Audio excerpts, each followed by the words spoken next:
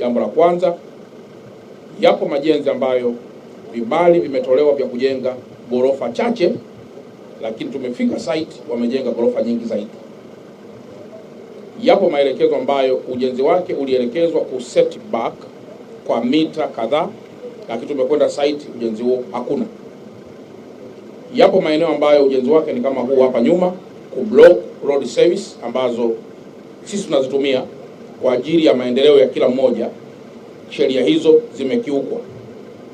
Maelekezo yangu Mheshimiwa Mkuu wa Wilaya, kwa wale wote ambao wamejenga ghorofa nyingi kinyume na taratibu na sheria, leo hii OCD sijui yuko wapi, akamate mmiliki, akamate mjenzi, wote waende ndani wakati uchunguzi unaendelea kuhusu uwezo wa ghorofa 13 kwenye design ya mchoro wa ghorofa 6.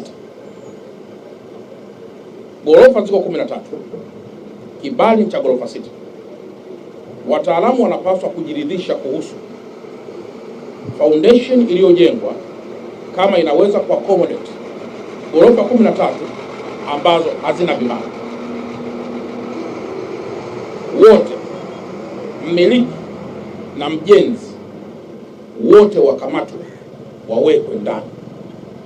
Na Mheshimiwa Mkuu wa Wilaya na mkurugenzi, kamati ya usalama ya wilaya, mimi leo nazungumzia hii kipande mara kwa mara, lakini hapa tulipo muda huu nadhani mmepata picha kwenye haya maeneo anaishi au wanaishi watu gani. Tunapaswa tu control, kwa sababu hii ndio keki tulionayo, hatuna tena keki nyingine. Agizo namba 2, huyu mtu ambaye amekuja kuziba road service kama sample tu ya wengine wote, abomoe mara moja leo na sio kwa kuchelewa. Na anatoa agizo tena kwa OCD na kwa mkuu wa wilaya, kwa kuwa yuko hapa, mpaka kufikia saa 12 kama bado patakuwa hajabomolewa kurudi nyuma, mmiliki na mjenzi wakamatwe wote kwenda lock up, halafu mashtaka yaandaliwe kwa ajili ya kwenda mahakamani kwa kosa la kuziba road service ambazo zinatumika na kila mmoja. Jambo la 3, nafahamu mkurugenzi anakuwa na wajibu wa moja kwa moja wa kusimamia idara mbalimbali katika kutoa vibali hivi. Wapo pia vijana wetu katika idara hizi ambao wanakwenda kinyume kwa umakusudi. Jambo la 3 ambalo ni maelekezo yangu, TAKUKURU, nadhani mko hapa, fuatilieni kwa kina kuhusu ukiukwaji wa taratibu hizi, kama ni intentional au sio intentional, kama ni conspiracy au sio conspiracy, na ripoti hiyo tuweze pia kuipata ili tuchukue hatua kali dhidi ya wote ambao wanakiuka sheria na taratibu tulizokubaliana wenyewe kujiwekea.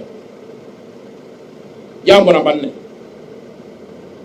Mheshimiwa Mkuu wa Wilaya pamoja na mkurugenzi, hapa tuko kwenye hii barabara Tule Drive, lakini tumepitia kwenye maeneo mengi.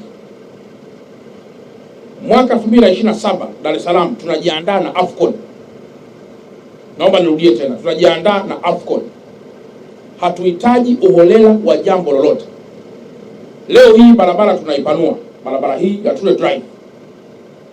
Barabara hii tunaipanua ili kuruhusu kwa accommodate pia services mbalimbali ambazo zitakuwepo wakati wa AFCON na hata baada ya AFCON.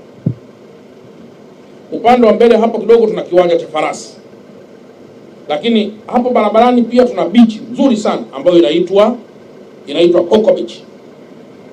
Mkurugenzi, maelekezo yangu as a regional commission, nataka hatua za haraka mno kuhusu uboreshaji wa moja kwa moja wa Coco Beach, kwa sababu patakuwa panaleta wageni au panachukua wageni, na ikiwezekana wote tutoke kwa pamoja tukajifunze kitu ambacho Bravo Coco amefanya, na sisi tunaweza tukaboresha ama kufanya kitu ambacho kinaweza kuwa kina hadhi ya kupokea wageni zaidi.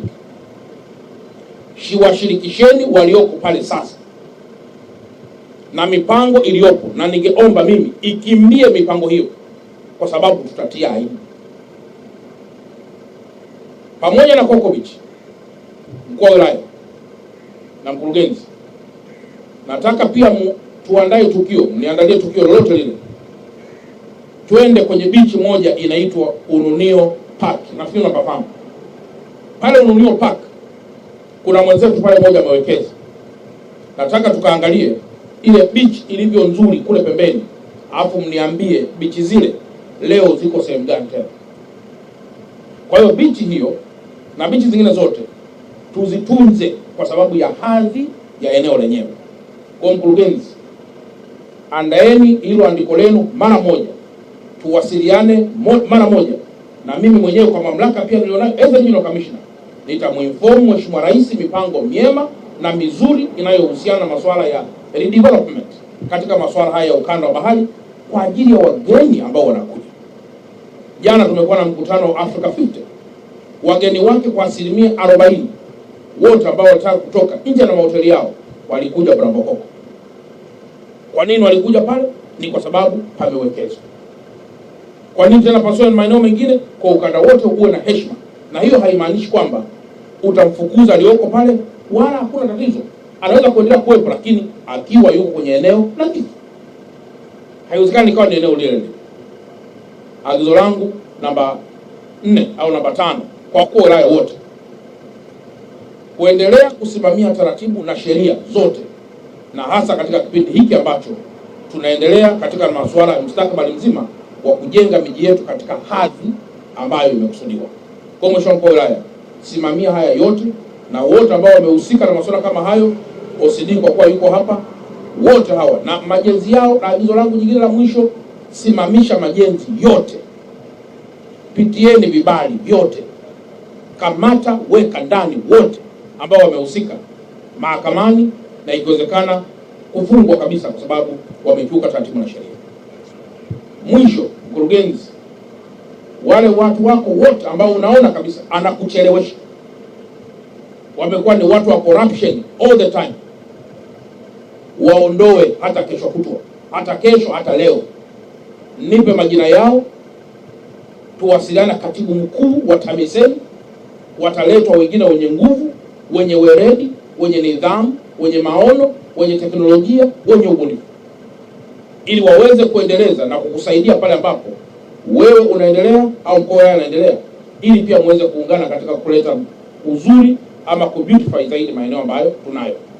Na ile eneo hapa tulilopo hapa Tule Drive, mkurugenzi, mnapotoa vibali ulizeni pia eneo hili, mtu akija kujenga ghorofa 10 ana block upepo wote ambao unakwenda huko nyuma.